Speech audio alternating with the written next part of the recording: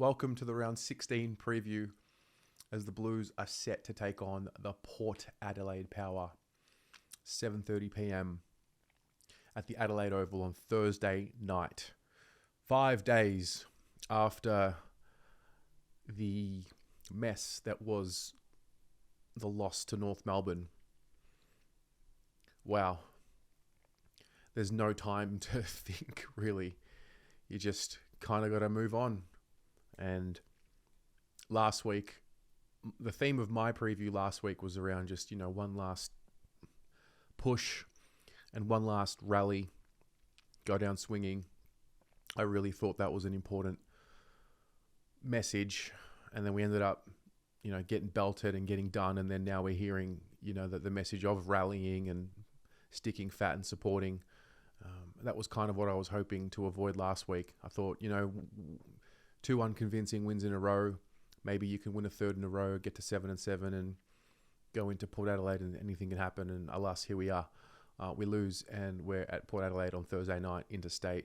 And it just, it honestly just, it feels like a never ending world of misery. And it's almost as if I'm just being tested to just embrace the fucking misery and just be miserable. And it's like, we did hear from Patrick Cripps, whose message was to stick fat. And I know that given the cloud of disappointment and frustration, there's always going to be doubts around, was that a Carlton statement or was that a Cripps statement? I take those words from Patrick Cripps, and I believe they did come from him. I do believe there's also a bit that there's obviously some sort of discussion with, media team and the players, and to make sure everyone's message is aligned. It was a rally to buy in and get behind the boys, and they're going to dig deep and turn it around, and it's just really difficult to hear that, even though they are the right words. I am happy that someone spoke, and I'm glad that he did, and I think that might get lost in the frustration. But I definitely do appreciate that, he and Wiedering spoke and said something, even though, knowing that no matter what they said, it was going to be met with more frustration. The message of buying in, and it's just really difficult to hear words like that when we've just come off a game where there was no buy-in. Or let's be honest, where we've watched a season where there hasn't been total, complete, unconditional buy-in. So I can really see how a supporter would take those words and hear them and think, are you fucking serious? So 9 games left.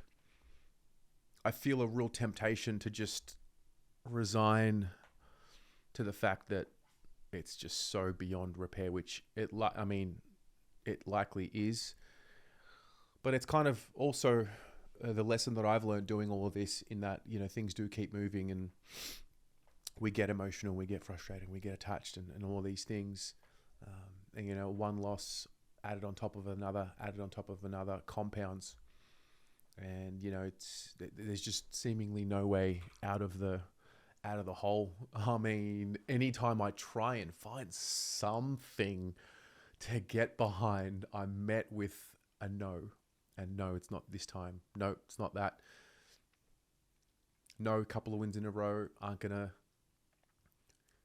have the group finding their confidence. No, they're not going to improve from what we saw in the first half of the season to the second half of the season. No, they won't respond. So I'm just surrendering to what is. That's the truth. Whatever, we'll just get through, get our people through, get our supporters through as best as I can with this platform, and get through to the end of the year and let the changes come and do it all over again. It's just so wild to be talking like that in round 15 going into 16. It is just so wild. And, maybe the truth will come out at the end of the year. But, the focus on all the sweeping changes and the trades and just it's a full circle moment to, rock bottom. And, at times like this, the answer that I find works for me is always perspective. So, step outside our footy bubble. Like, our biggest issue right now is, why can't the Carlton Football Club be better than what they are, and why aren't they this, and why, like, of course. But, perspective and what's happening in the world and what the real life or death issues are in this world, that helps, compartmentalize what is really important. And it's unfortunate that, we've got to do that, but it is the truth. We're going to go insane if we just continue this just path of destruction and self-destruction. And, it's pretty black and white. People will jump off, people will not jump off, people will renew their memberships or they won't. The club will either sort its shit out or it won't. They'll either be honest or they won't.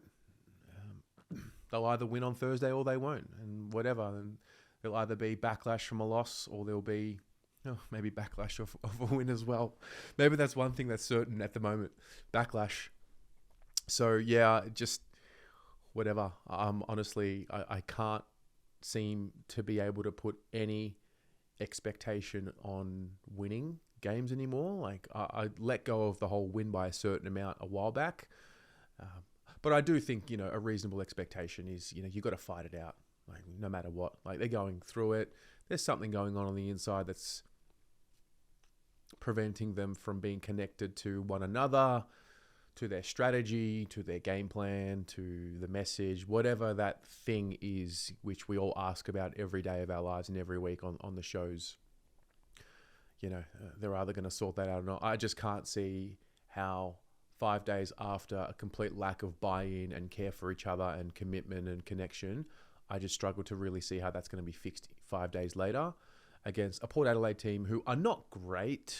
They can be pretty good at times. I think they've got similar attributes to Carlton in that they can look pretty good at times and they can look rubbish at times as well. So there's that, but they're on their home deck, so they're favourites for good reason. They weren't good against Sydney last week at all. So yeah, two pretty average teams in 2025 go up against each other on a Thursday night prime time. Both teams will be playing their third game in 11 days, so it's not like one has the advantage over the other in that regard. Granted, Carlton have travelled a bit more than Port, but let's not complain about a Victorian-based team travelling because the interstate teams do it all the time. So yeah, for the Blues, it's dig deep in the hardest possible times of the team's performances and see if you can find something. It's a very interesting couple of weeks coming up, but you can only focus on the week to week.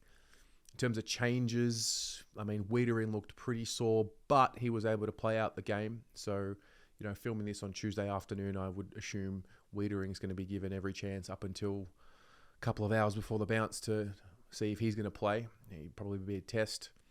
Charlie, I don't know, was he injured last week? Well, he wasn't because he rode his bike. And I don't know. I don't know what's going on there.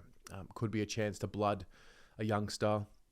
Not sure if they're going to go with two rucks again or if that was just a strategy for Sherry last week. De Koning did have his knee strapped at training this week from reports, so maybe Tom's carrying a little something there. You've got, I think Ben Camporelli's put together a nice block of form now, similar to Billy Wilson, who's put together a nice block. I think Jordan Boyd also sits in that category where I would say for like 4 to 5 weeks, they've been pretty solid and they've been building. Ashton Moy is always a popular name that gets spoken about. I think his last 2 weeks have shown positive signs and different signs. He's played more midfield time. He's gotten around the ball a little bit more, so they're obviously trying something new with him. Lemmy kicking goals, and maybe it's time to see another one of these youngsters come in. And yeah, I'm kind of bracing. I'm ready for anything. I'm fluid with what's going on, and part of me thinks they could win on Thursday. Another part of me thinks, 19 straight goals. That type of devastation is coming, whether it's this week or later in the year, it's coming. And, once, I think if it ever gets to the point, which it could be this week or next week, where it's like mathematically impossible of playing finals, and then that's when you might start seeing the real beltings. But again, my mind drifts into there, and that ain't healthy. So get to Port, play for the buy-in. If you want the buy-in from the supporters, it's a pretty simple formula. I think supporters will buy in to something if they see something worth buying into. That's where we're at. It's a really interesting question to ask when there is this invisible but not so invisible wall that seemingly gets put up. So, go to Port. Like, you might lose. You probably will lose. You're favoured to lose the game, but fucking give it something. Like, supporters know clearly when the spirit is there and when the fight is there and when it's there for 4 quarters, you can't question them. But I don't know if we've had too many games this year where it's like, gee, the boys gave absolutely everything they had and they just fell short. So if you put in one of those, and if you put in those performances for the rest of the year, then you get a bit more buy-in from the supporters, and you also save your coach. So this period of time now is, I think, important for a number of factors. You've got who's staying and earning themselves a contract for next year or beyond. You've got, do you love your coach? Are you really behind him like what you say you are, and he's your mate and he's your mentor and all of these things? So, okay, well, reality is if you do not win games consistently in this back half of the year, you put him and the assistants around him in serious jeopardy of being moved on, or serious questions being asked. So it's all in their hands. It always has been, and it always will be in their hands. So yeah, it's just a revolving circle. I was in an Uber this morning, off to meet up with a friend, and guy was a Collingwood supporter, and I'm talking about the footy, and he's like, "Oh, I just don't know why you guys suck so much." And it's just like, oh, can't escape it. And you got to sit there and be like, yeah, well, you pies are going really great. Like, you must be so proud. So yeah, perspective, but ultimately feeling at this point pretty hopeless. Yeah, I've definitely been one to always try and find the hope. But I mean, how many times do you need to see a group broken before it truly sets in that the group is broken? So yeah, hoping it doesn't get ugly, but there's the hope. But reality is it could, whether it's this week or not, who knows? Maybe there'll be a response. It's likely that there won't be, and I'll just keep buying in and sticking fat. That's what I'll keep doing, and offering the opportunity to talk and discuss and build relationships and mend relationships and have honest conversations with anybody associated with the Carlton Football Club who's willing to do that. That's my offering of the solution. So see what happens. What about you? Where is your head at going into round 16? Share with us in the comments below what's happening in your world and in your mind, and we'll go from there. Go Blues.